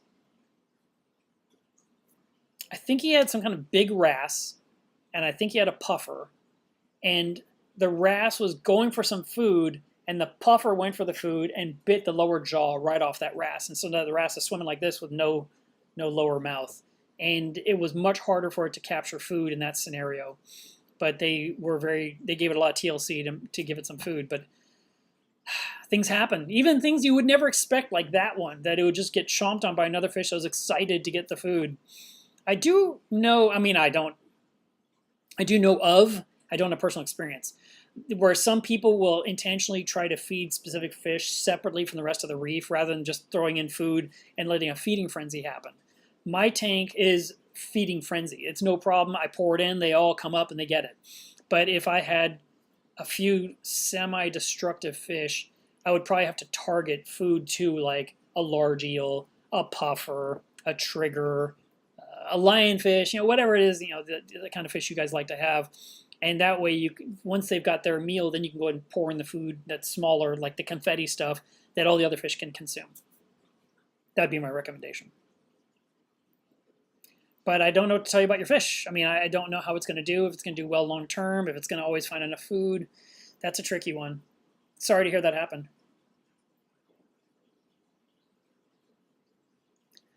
Bradley says, what do you look for when you're trying to dial in the flow for LPS corals? For example, something like Goniopora, Duncans, meaty brain corals, scolies, acans. Yeah, all those corals need low flow, low to moderate flow. And basically, you want to look at like the acan polyp, and you should see the polyp just shudder, just like that. And if you just see that little tiny shudder, that's good flow. If your coral that's supposed to be like this is doing this number, I need to cut my nails. If it's doing this thing where it's like leaning and it's like the meat is pushing toward the other side, that's a problem. That's too much flow. You also can look at shooting the flow from the power head in your tank to hit the glass and ricochet off of it back into the tank, or you could have it going upward toward the surface rather than coming downward, because we automatically think point it toward the corals, but you might want indirect flow where it's coming from a different way, where, like I said, it ricochets or it's laminar and just goes around in a big circle and the corals are just kind of enjoying. You need enough flow that detritus doesn't sit on the coral and rest there and ruin it. Because if you had, for example, a plate coral and detritus was gathering on it and you didn't blow it off with a turkey baster every single week, you'd end up with this patch that kind of looks like sand sitting on the coral, and when you finally blow it off, there's a dead spot because that stuff just sat there and suffocated the polyps underneath. So you want to make sure there's enough flow to keep your corals clean. You don't want to have so much flow that it hurts the tissue. The Goniopora is a coral that has big, long, sweeper tentacle-like polyps that could probably handle quite a bit of flow, but that doesn't necessarily mean they need a bunch. I mean, people look at the anemone cube in my tank and they're like, oh, look at all that flow. And I'm like, there's one power head. It's not even running fast. But, the tentacles are doing this like crazy. And they're like, that's way too much flow. But I've slowed it down and I've sped it up. And I don't know, it looks normal to me. It kind of looks like a haircut in a windy day. That they need a haircut in a windy day. I hope that helps. Kathy said, back to her tank that's been set up since December, no lights, no rockscape. Was working on that. Okay, glad you're doing better. Number one, that's excellent. So at this point, you can add some rock. I don't know if you want to use live rock or dry rock. If you use dry rock, I don't want you to put that in your new tank that's ready to go, because it will throw off some of the parameters. Brand new dry rock really needs to be cured in a vat of salt water with a power head for weeks to kind of like let the phosphate come out of it and let the calcium come out of it and all that kind of stuff. Change water once or every week or two and just kind of get it going. You could even put live rock enhance with that dry rock in a barrel to kind of get some good bacteria on it, or you just put that in twice a week. And then after 6, 8, 12 weeks, now you can put that rock in your tank. Or you can do what I love to do, buy some live rock from the fish store. Literal rock that's sold as live rock, that's been in a big vat, that's covered in sponges and all kinds of neat stuff, and worms and feather dusters and all the cool things, and put that in your tank. Now, live rock is my favorite to use. It's so stable for a system, and it has all the good bacteria in it. And while there may be some pest on there, it's still totally worth getting. And I've been telling people for years to use live rock instead of dry rock. And so many people with new tanks are struggling with so many problems because they use dry sand and dry rock because they're so scared of every kind of pest under the sun. And I have yet to have any pest in my tank to where I wanted to break down my tank or take everything out. Never happened. And I've had some bad ones. I've had some doozies. And I still would not put in or refuse to put something in my tank because I was terrified of it. I remember dealing with a huge amount of red planaria. I had acroporian flatworms. I've had dinoflagellates. I've had the orange worm, Onini fulgida, that kills your stuff. I've had giant flatworms that will eat your snails, and I've had whelks. I mean, I've had them all, and I just pull them out and throw them away. I just deal with the problem, and my reef continues to live. I don't want to I don't want you to think nothing is going to go wrong, because something will. But the value of live rock over dry rock, I can't overstate it enough. I just love using live rock. And if you end up with tunicates or sponges or micro feather dusters or baby worms or whatever, that's awesome. And who knows, you might, sometimes somebody gets a cool shrimp. Someone occasionally gets a cool tiny octopus. I mean, there's things, it's alive.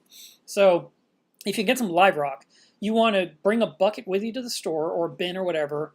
You want to get the rock out of their vessel and into another one and cover it with water as much as possible. Or sometimes they'll wrap it with wet newspaper, but I put more water, so just cover it. Just make it heavy. And I take that sloshing container of live rock submerged home, and then I take it out of the thing and I'll turn it and I'll smell it. If it smells clean, like the ocean doesn't smell like it's rotting, I know it's safe.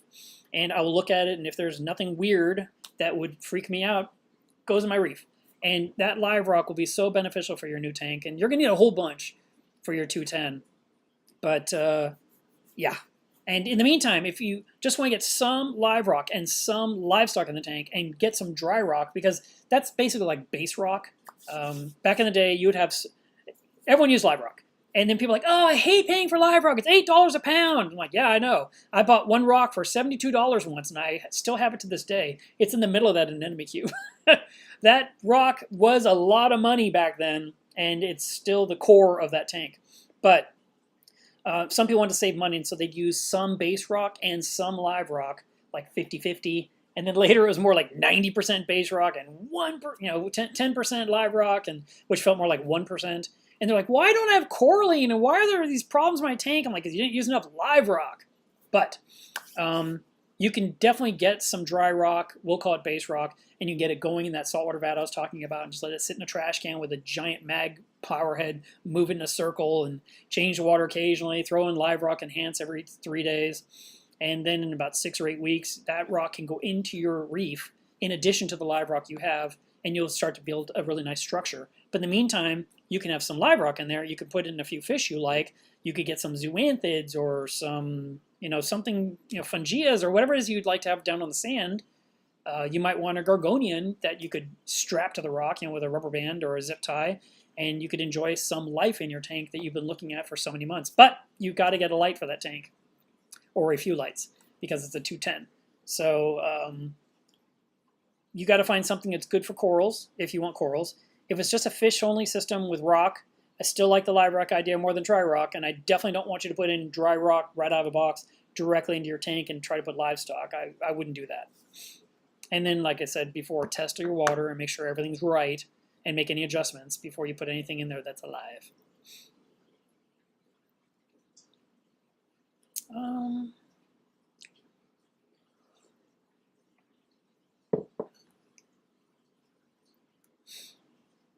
Devin was saying up in Canada, he's got 300 watts of heater on his 55 gallon.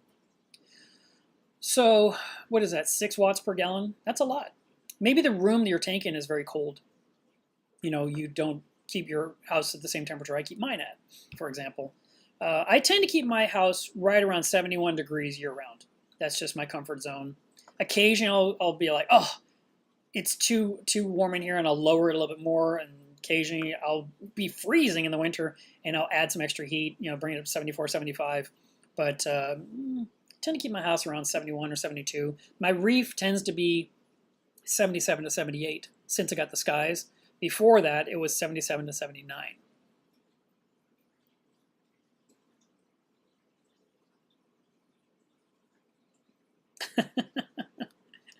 Who is this Anton guy? He says, what happened? First he asked, what happens if you pop a bubble on a bounce mushroom? Now he says, what happens if you tie the tentacles of a torch into a knot? I am going to assume that it will untie itself, just like an anemone that gets tangled up in a power head. If you leave it alone, it just extracts itself again. I would not intentionally tie them in a knot. I don't think you should either.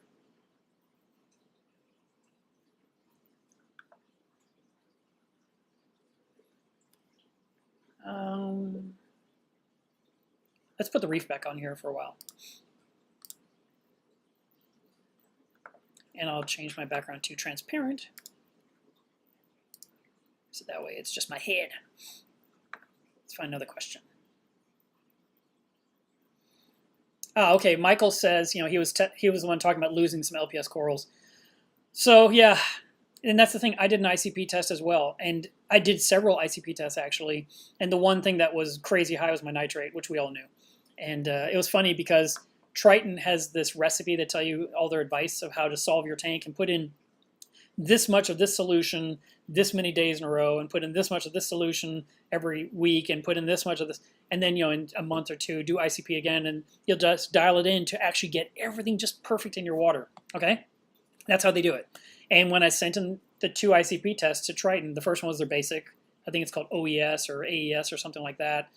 And I did, and it came back. Everything was normal. Basically, the things they asked me to change slightly were so minor that a water change would take care of the difference. Because it said, put in this many milliliters of this for 1 day. Put in this many milliliters for 2 days. Put in this many milliliters for 1 day. And I'm looking at the bottles they sell, and I was like, this many milliliters of that bottle, I'm going to, like it said, put in 12 milliliters, and that bottle's like 250. So I've got to dose one time this one thing for one session. And they're like, no, I can do that with a water change. But when I got the second ICP test back from them, which was the one that is their new, it's their nitrate test. My number was so bad, they didn't give me any advice of what to use. They said, please call us so we can help you. I'm like, I know I have nitrates. That's not a secret. So, let's see.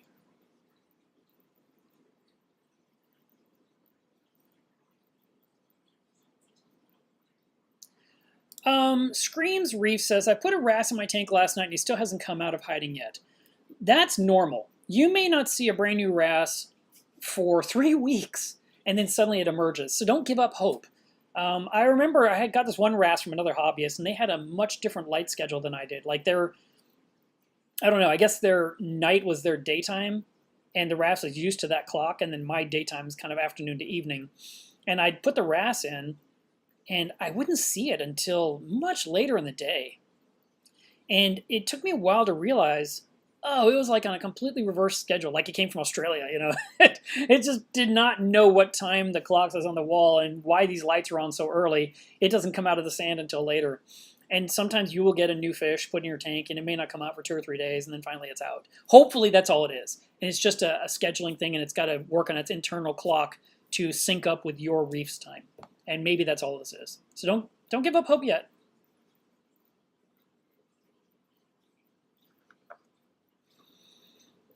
BRMC says, other than reefing and teaching your streams everywhere, everything reef-wise, what is your other passion you have? What is your dream job?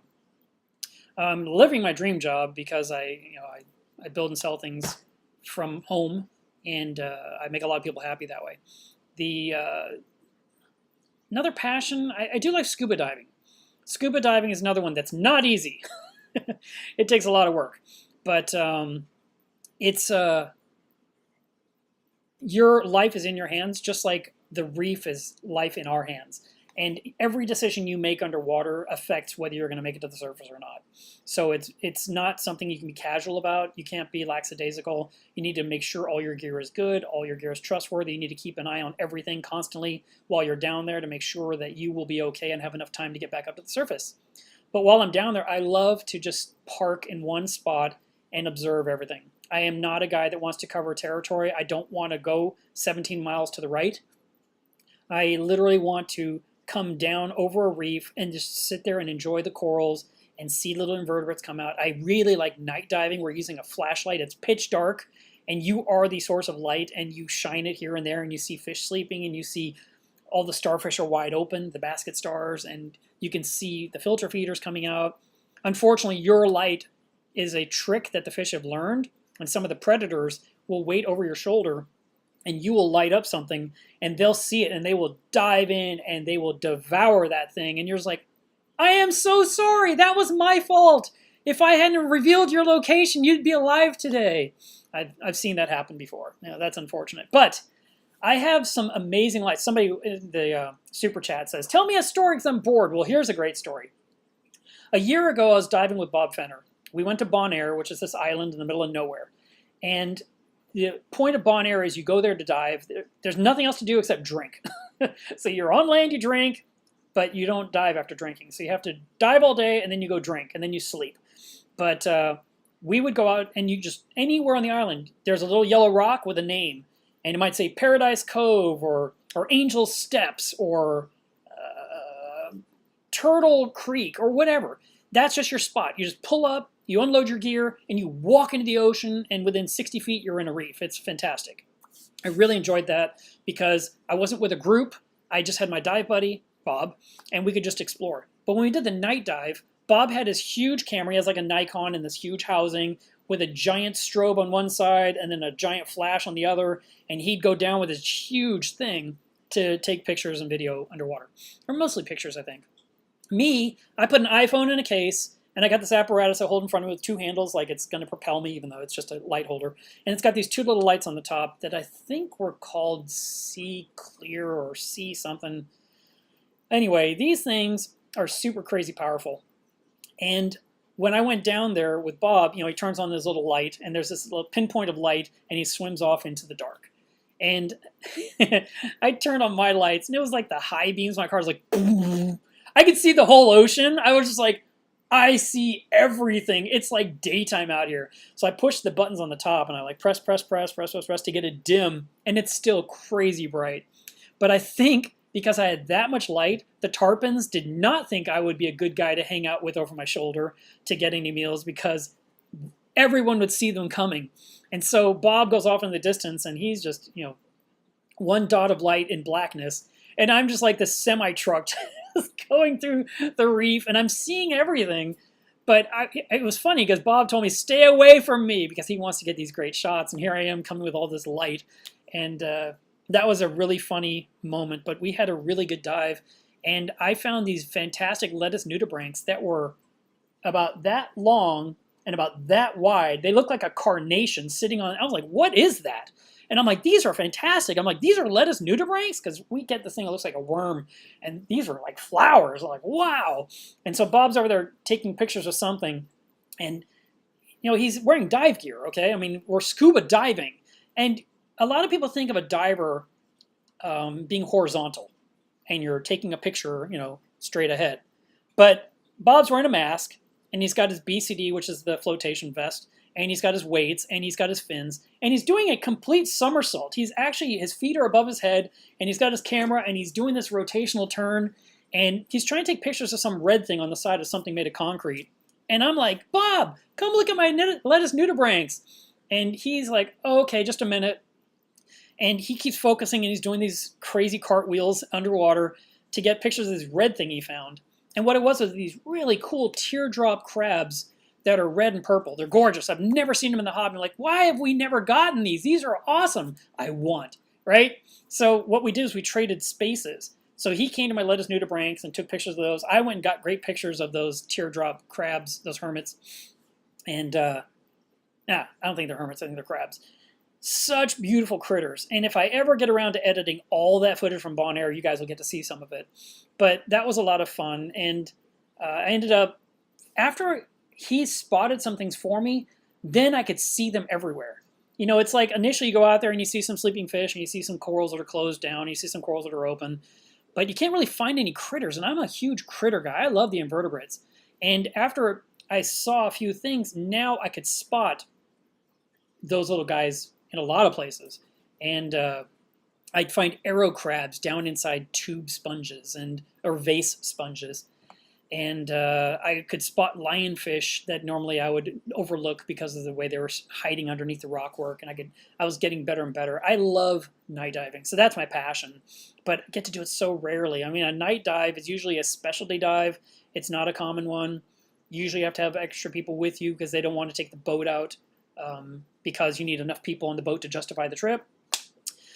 But I love doing that. And I've got a big dive that I've been paying for monthly for the past year. That's happening in April of next year. And I'm going to Indonesia. I'll be living on a boat, and there's something like 12 of us on this boat, or 16. And my friend Jessie will be there with her husband, and I'm going to be there. Mr. Saltwater TV is going to be on there. Another couple of friends of mine that work at Facebook are going to be there. And we're all going to be on this boat, and we're going to have unlimited dives from the boat. It's called a liveaboard. And I will be doing some night dives for sure, hoping my little lights work perfectly like they did. They're amazing. And I'll be using probably the iPhone 11 Pro for those pictures and video, and maybe I'll get some 4K video. That'd be really nice. All right. How are we doing? 187 people are on here right now. And we've been going for an hour and 39 minutes. So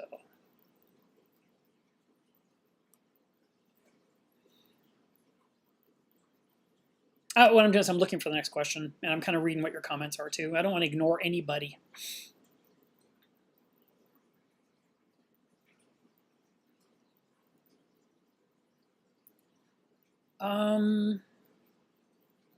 Okay.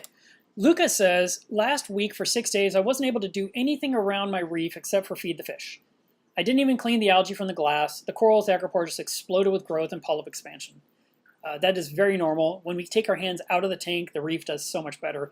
Every time you are in there, you're causing a little bit of chaos chemically, and you're disturbing the ecosystem. So that's why I always say, I tell you guys, oh, I have to get my arm wet, because I do it so rarely. I just let things be. I do clean the glass, but I'm not big on getting in there and reaching in and doing stuff, and that's why there's things I need to do that get put off for so long. I've got another picture I want to show you guys. I think it's on my computer. Give me a second to see if I can find it. So let's see if I can find it. Oh yeah, I'm in the right spot. Okay, cool. I posted this picture on my Instagram last night. Where'd it go? Try it again. Oh, it's thinking. So this is what I call the coral graveyard. And these are all the corals in the back of my reef down on the sand, and this is a view from above through the smartphone floater. And I call it a graveyard because they're just there being ignored. It's not like they're left there to die. If anything, they're all growing in abundance. And I'll even turn off my little picture here for a second.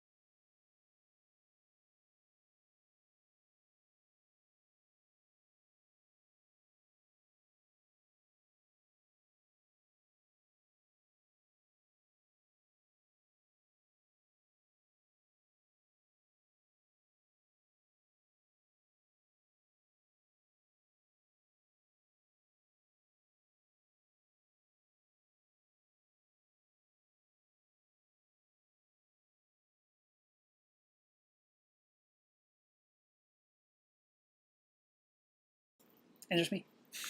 All right, let's find another question. Hope you guys enjoyed that.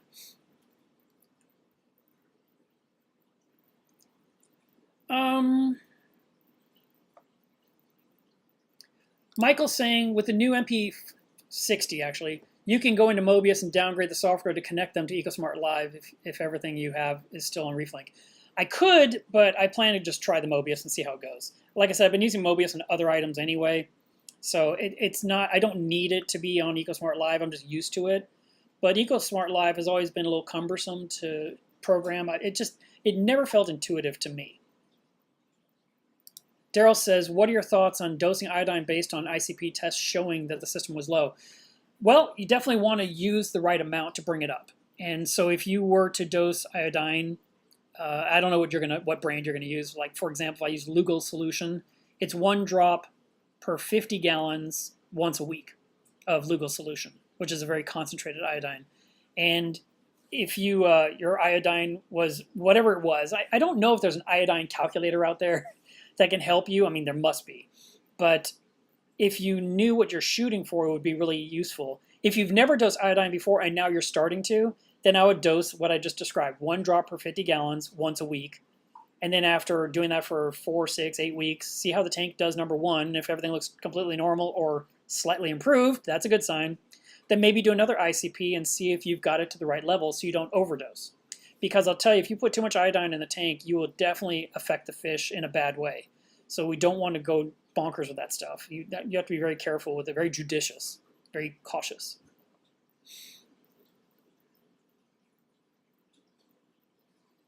Flood Aquatics says, have you tried lessening the current in the tank to get the bubbles back on the anemone? No. I've sometimes tried slower flow. I've tried higher flow. I haven't seen any change at all. I don't want to have no flow in that tank at all. There's too many fish. Oxygen's just too important for that many fish in there.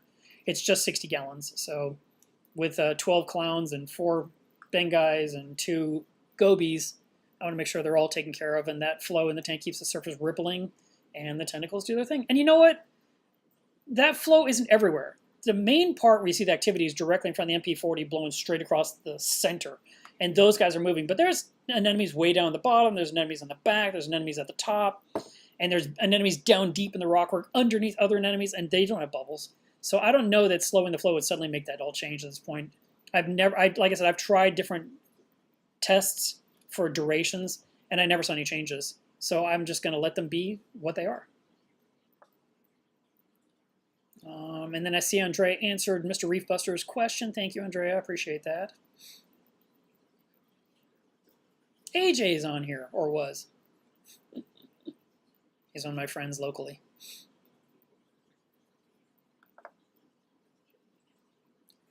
Sharon says, I've always admired Spock. I just bought a lipstick Tang, but she's not eating floating food. Any suggestions? Whatever that fish is eating, make sure you put that in the tank for now, and then you can see what other foods might work. Spock will eat just about anything in my reef at this point. But if she's in a mood, she'll be on strike. She might not eat for 3 or 4 days, and she'll get really dark black and stay in a corner. So it just comes down to what food you're using and how you're feeding it to them. The fish you have may want food in a secure location like nori that it can nibble on. It could be something it wants to chase food that's being broadcast. It could be that the flow is always on, but when you feed the tank, you stop the pumps, and the fish doesn't like that you've changed the flow in the tank at that point because it's different than home. I leave all the flow on in my tank. The only thing I turn off when I feed the tank is the return pump because I want the food to stay in the reef for those minutes before, so it can be consumed so it doesn't end up down in the drain. Beachside Reefer made it to the first live stream. Well, welcome aboard. We've only been doing this for about 4 years.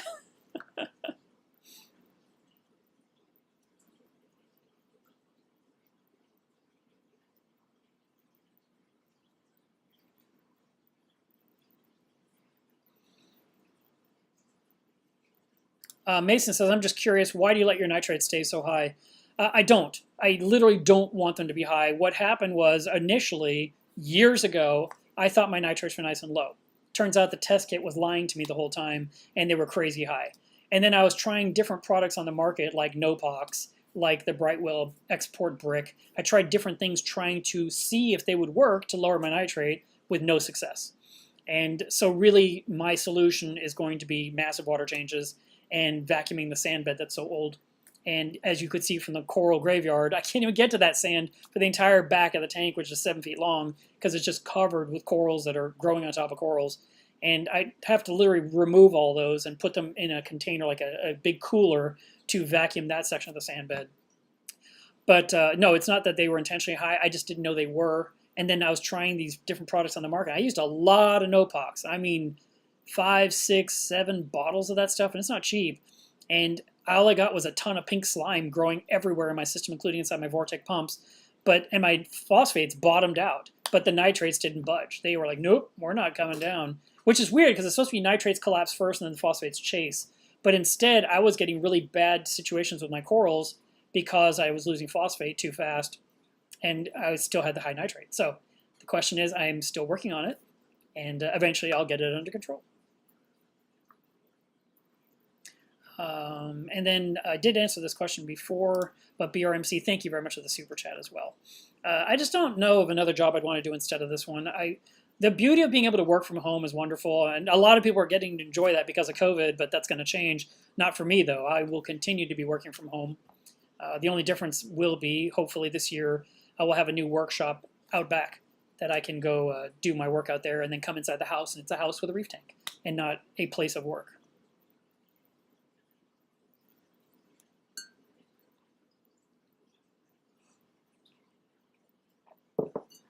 Min says, I was cycling my 20-gallon nano. I completed it. During the cycle, ammonia, nitrite, and nitrate were present. When I tested, however, now it's showing 0 nitrate. That is possible. That does sometimes happen.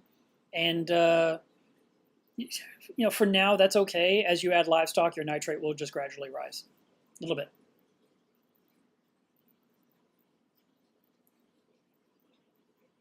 And his follow-up question was, have you ever seen a cycle that showed nitrate and readings that went to 0 after the cycle? Yes, it does sometimes happen. I mean, it's just kind of it's a confusing thing because we would expect everything to be exactly the same all the time. Like everyone that cycles should get the exact same scenario. Typically, ammonia shoots up and comes down, nitrite shoots up, comes down, nitrate goes up and comes down. But to bottom out at 0 is kind of unusual, but not the end of the world. When I set up the 400-gallon a decade ago, in 2011, for the first year, I had 0 nitrate and 0 phosphate every single time I tested the water for an entire year. It was great. And then, eventually I started getting nitrate and phosphate. But for like a whole year, I didn't have any. I was like, oh, this is nice, not to even think about it.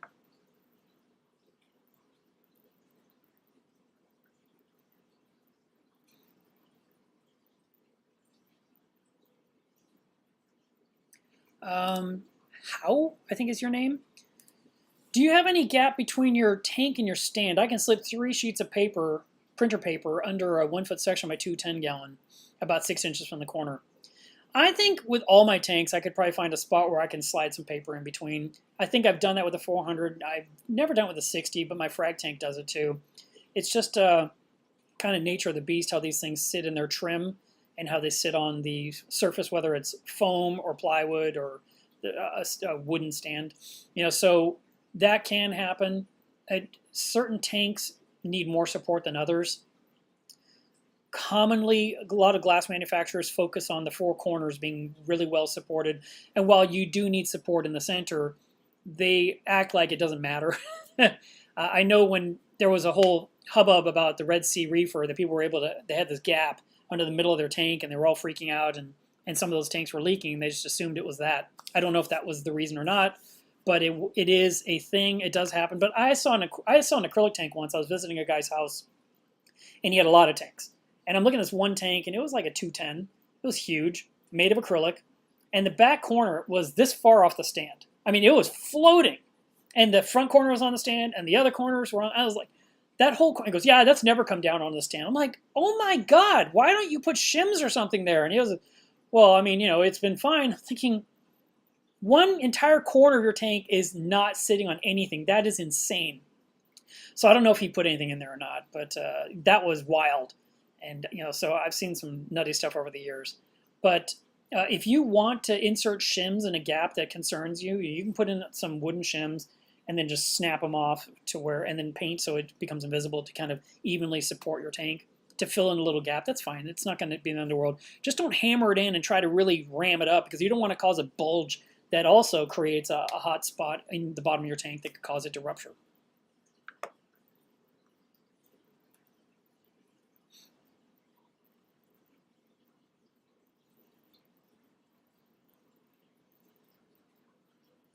Are we having problems with audio? No. Sometimes people are saying there's no audio. Oh, I know what it is. Dang it. I know exactly what that was. When I put the video on and hid my face, it killed my audio. My mistake. Sorry about that. Oh well, whatever important things I said back then, they're gone. I have no idea what it was. That's the problem with seeing the chat 20 minutes after something you did. Be nice if I had a second person that could say, hey. Like tap, tap, tap on the shoulder. And yes, I was talking and talking. Let's see.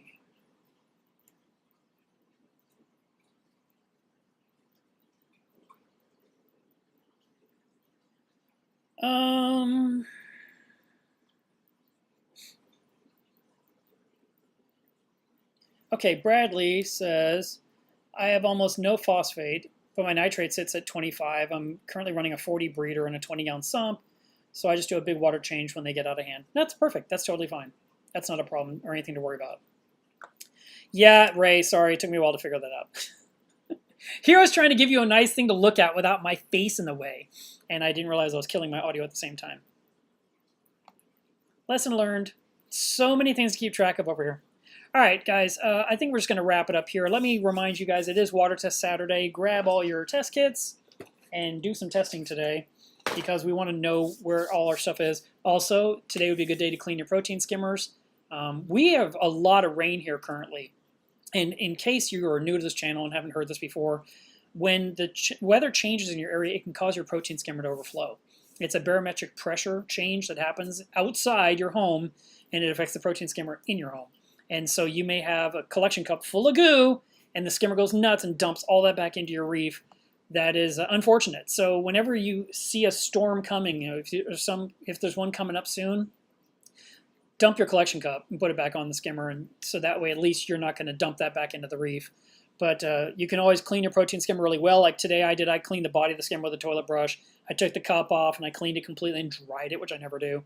And I took the lid off with I have an automatic squeegee. I cleaned all that so it's like brand new again.